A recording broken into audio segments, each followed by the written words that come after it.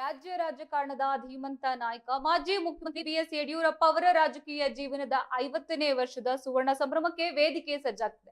ಮೇ 9ರಂದು ಚಿತ್ರದುರ್ಗದಲ್ಲಿ ಈ ಸಾಧನೆಯನ್ನ ಸಂಭ್ರಮಿಸಲು ಮಹಾ ಅಭಿಮಾನೋತ್ಸವ ಎಂಬ ಬೃಹತ್ ಕಾರ್ಯಕ್ರಮವನ್ನ ಆಯೋಜಿಸಲಾಗ್ತಾ ಇದೆ. ಈ ಸಮಾರಂಭಕ್ಕೆ ಇಡೀ ರಾಜ್ಯದ ಕಣ್ಣು ನೆಟ್ಟಿದ್ರೆ, ಇನ್ನು ಬೆಳಗಾವಿಯಲ್ಲಿ ಸುದ್ದಿಗೋಷ್ಠಿ ನಡೆಸಿದ ರಾಜ್ಯಸಭಾ ಸದಸ್ಯ ಡಾಕ್ಟರ್ ಪ್ರಭಾಕರ್ ಕೋರೆ ಅವರು ಕಾರ್ಯಕ್ರಮದ ರೂಪರೇಷೆಗಳನ್ನ ಹಂಚಿಕೊಂಡಿದ್ದಾರೆ. ಇನ್ನು ಯಡಿಯೂರಪ್ಪ ಅವರ ಅರ್ಧ ಶತಮಾನದ ಜನಸೇವೆ ಮತ್ತು ಹೋರಾಟದ ಹಾದಿಯನ್ನ ಗೌರವಿಸುವ ನಿಟ್ಟಿನಲ್ಲಿ ಈ ಸಮಾರಂಭವನ್ನ ಆಯೋಜಿಸಲಾಗಿದೆ. ರಾಜ್ಯದ ನಾನಾ ಭಾಗಗಳಿಂದ ಲಕ್ಷಾಂತರ ಅಭಿಮಾನಿಗಳು ಚಿತ್ರದುರ್ಗದತ್ತ ಹರಿದು ಬರ್ತಾ ಇದ್ರೆ, ಅಂದಾಜು 10 ಲಕ್ಷಕ್ಕೂ ಅಧಿಕ ಜನರು ಸೇರುವ ನಿರೀಕ್ಷೆ ಇದೆ ಎಂಬ ಮಾಹಿತಿ ಕೂಡ ನೀಡಿದ್ದಾರೆ. ಈ ಭವ್ಯ ಸಮಾರಂಭದಲ್ಲಿ ರಾಜಕೀಯ ಮತ್ತು ಧಾರ್ಮಿಕ ವಲಯದ ದಿಗ್ಗಜರು ಸಾಕ್ಷಿಯಾಗಲಿದ್ದಾರೆ. ಇನ್ನು ರಾಜಕೀಯ ನಾಯಕರಂದ್ರೆ ಕೇಂದ್ರ ಗೃಹ ಸಚಿವ ಅಮಿತ್ ಶಾ, ಮಾಜಿ ಮುಖ್ಯಮಂತ್ರಿ ಎಚ್.ಡಿ. ಕುಮಾರಸ್ವಾಮಿ, ಕೇಂದ್ರ ಸಚಿವ ಪ್ರಹ್ಲಾದ್ ಜೋಶಿ ಅವರು ಸೇರಿದಂತೆ ಬಿಜೆಪಿಯ ಹಿರಿಯ ಮುಖಂಡರು ಭಾಗವಹಿಸಲಿದ್ದಾರೆ. ಈ ಪತ್ರಿಕಾಗೋಷ್ಠಿಗೆ ಆಗಮಿಸಿದ ಎಲ್ಲ ಮಾಧ್ಯಮ ಮಾನ್ಯ ನಮ್ಮ ಮುಖಂಡರಾದ BS ಯಡಿಯೂರಪ್ಪ ಅವರ 50 ವರ್ಷದ ಅಭಿಮಾನೋತ್ಸವದ ಸಮಾರಂಭ ಚಿತ್ರದುರ್ಗದಲ್ಲಿ ಮಾಡಿದ್ದೀವಿ. ಆ ಕಾರ್ಯಕ್ರಮದಲ್ಲಿ ಈ ದೇಶದ, ಈ ರಾಜ್ಯದ ಎಲ್ಲ ಸ್ವಾಮೀಜಿಗಳು, ಮಠಾಧೀಶರು, ಎಲ್ಲಾ ಜಾತಿ ಮಠಾಧೀಶರು, ಸ್ವಾಮೀಜಿಯವರು ಇದರಲ್ಲಿ ಭಾಗವಹಿಸ್ತಾ ಇದ್ದಾರೆ. ಮುಖ್ಯ ಅತಿಥಿಯಾಗಿ ನಮ್ಮ ರಾಜ್ಯದ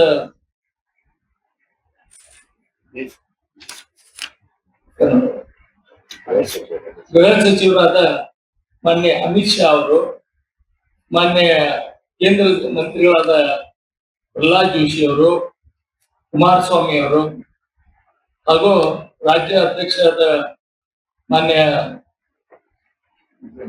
ವಿಜೇಂದ್ರ ಅವರು, ಸದಾನಂದ ಗೌಡರು, ಜಗದೀಶ್ ಶೆಟ್ಟರ್ ಅವರು, ಬಸವರಾಜ ಬೊಮ್ಮಾಯಿ ಅವರು, ಸೋಮಣ್ಣ ಅವರವರು, ಆರ್ ಅಶೋಕ್ ಅವರು, ಶ್ರೀಮತಿ ಶೋಭಾ ಕರಂದ್ಲಾಜೆ ಮತ್ತು ಶ್ರೀ ವಿರೋಧ ಪಕ್ಷದ ನಾಯಕರಾದ ಚಲವಾದಿ ನಾರಾಯಣ ಸ್ವಾಮಿ ಅವರು ಈ ಕಾರ್ಯಕ್ರಮದಲ್ಲಿ ಭಾಗವಹಿಸ್ತಾ ಇದ್ದಾರೆ. ಬಹುತೇಕ ಈ ಕಾರ್ಯಕ್ರಮದಲ್ಲಿ 5 ಲಕ್ಷಕ್ಕಿಂತ ಹೆಚ್ಚಿನ ಜನ ಬರ್ತಾರಂತ ನಮ್ದು ಇದೆ, ಎಸ್ಟಿಮೇಟ್ ಇದೆ. ಅದರಲ್ಲಿ ಉತ್ತರ ಕರ್ನಾಟಕದ ಬಹಳ ಜನ, ಬೆಳಗಾವಿ ಜಿಲ್ಲೆಯಿಂದ, ಪ್ರತಿಯೊಂದು ತಾಲೂಕಿನಿಂದ ಜನ ಬರ್ತಾ ಇದ್ದಾರೆ. ಅದಕ್ಕೆ ಇನ್ನೂ ಹೆಚ್ಚಿನ ಜನ ಬರಬೇಕು. ಇದೊಂದು ಅಭಿನಂದನೆ ಉತ್ಸವ. ನಮ್ಮ ಹೋರಾಟಗಾರ, ಹೋರಾಟಗಾರ ಈ ರಾಜ್ಯದಲ್ಲಿ ಮೊದಲನೇ ಸಲ ಭಾರತೀಯ ಜನತಾ ಪಕ್ಷದ ಅಧಿಕಾರಕ್ಕೆ ತಂದ ಒಬ್ಬ ಧೀಮಂತ ನಾಯಕ ಮತ್ತು ರೈತರ ನಾಯಕ. ಅದರಲ್ಲಿ ಉತ್ತರ ಕರ್ನಾಟಕದ ಮೇಲೆ ಅತಿ ಹೆಚ್ಚಿನ ಪ್ರೇಮ ಇರುವ ಮಾನ್ಯ ಯಡಿಯೂರಪ್ಪ ಅವರು ಆಗ್ತಾ ಇರೋದು ನಮಗೂ ಬಹಳಷ್ಟು ಗೌರವ ತಂದ. ಅದಕ್ಕೆ ಹೆಚ್ಚಿನ ಜನ ಇದಕ್ಕೆ ಬರ್ಬೇಕಂತ ನಾವು ಇವತ್ತು ಪರಿಸ್ಥಿತಿ ಮುಖಾಂತರ ಹೇಳ್ತಾ ಉದ್ದೇಶಿ ಈಗ ಮಾತನಾಡಿದ ನಮ್ಮೆಲ್ಲರ ನಾಯಕರು, BS ಯಡಿಯೂರಪ್ಪನವರ ಅಭಿಮಾನೋತ್ಸವ ಸಮಿತಿಯ ಗೌರವ ಅಧ್ಯಕ್ಷರು ಆಗಿರ್ತಕ್ಕಂಥ ಸನ್ಮಾನ್ಯ ಪ್ರಭಾಕರ್ ಕೋರೆ ಅವರು, ಜಿಲ್ಲಾಧ್ಯಕ್ಷರಾಗಿರ್ತಕ್ಕಂಥ ಶ್ರೀಮತಿ ದೀಪಾ ಸುತಾರ್ ಅವರೇ, ಸುಭಾಷ್ ಪಾಟೀಲ್ ಅವರೇ, ಸಂಜಯ್ ಪಾಟೀಲ್ ಅವರೇ, ಅನಿಲ್ ಬೆಂಕಿ ಅವರೇ, ಶ್ರೀಮತಿ ಮಂಗಳಾ ಅಂಗಡಿ ಅವರು, ವೇದಿಕೆ ಮೇಲೆ ಆಸೀನರಾಗಿರ್ತಕ್ಕಂಥ ಎಲ್ಲ ಗೌರವಾನ್ವಿತ ಪ್ರಮುಖರೇ ಮತ್ತು ಮಾಧ್ಯಮದ ಮಿತ್ರರು, ಈ ನಾಡು ಕಂಡ ಧೀಮಂತ ನಾಯಕ ಸನ್ಮಾನ್ಯ BS ಯಡಿಯೂರಪ್ಪ ದಕ್ಷಿಣ ಭಾರತದಲ್ಲಿ ಬಿಜೆಪಿಯ ನೇತೃತ್ವವನ್ನು ವಹಿಸಿ ನಾಯಕತ್ವವನ್ನು ಕೊಟ್ಟು ಕರ್ನಾಟಕದಲ್ಲಿ ಪ್ರಥಮ ಬಾರಿಗೆ ಸರ್ಕಾರವನ್ನು ತಂದವರು BS ಯಡಿಯೂರಪ್ಪನವರು. ತಮ್ಮ ಜನಪರ ಹೋರಾಟಗಳ ಮುಖಾಂತರ, ರೈತ ಹೋರಾಟಗಳ ಮುಖಾಂತರ ಜನನಾಯಕರಾಗಿ ಹೊರಹೊಮ್ಮಿದವರು BS ಯಡಿಯೂರಪ್ಪನವರು. ರೈತ ಬಜೆಟ್ ಅನ್ನು ಕೊಟ್ಟಂತವರು ಯಡಿಯೂರಪ್ಪನವರು. ಪ್ರಾದೇಶಿಕ ಅಸಮತೋಲನ ನೀಗಬೇಕು, ಉತ್ತರ ಕರ್ನಾಟಕದ ಜ್ವಲಂತ ಸಮಸ್ಯೆಗಳು ಬಗೆಹರಿಬೇಕು ಅಂತಕ್ಕಂಥ ಹಿನ್ನೆಲೆಯಲ್ಲಿ 2006ರಲ್ಲಿ ಬೆಳಗಾವಿಯಲ್ಲಿ ಚಳಿಗಾಲದ ಅಧಿವೇಶನವನ್ನ ನಡೆಸಿದವರು. ಅದಕ್ಕೆ ಆಶ್ರಯದಾತ್ರಿಯಾಗಿದ್ದವರು ಸನ್ಮಾನ್ಯ ಕೋರೆ ಅವರು. ಅಂತ ಒಂದು ನಾಯಕತ್ವವನ್ನು ಕೊಟ್ಟು ಬೆಳಗಾವಿಯೇ ಸತತವಾಗಿ ಚಳಿಗಾಲದ ಅಧಿವೇಶನ ನಡೀಲಿಕ್ಕೆ ಮತ್ತು ಸುವರ್ಣಸೌಧ ನಿರ್ಮಾಣಕ್ಕೆ ಕಾರಣೀಕರ್ತರು ಸನ್ಮಾನ್ಯ BS ಯಡಿಯೂರಪ್ಪನವರು.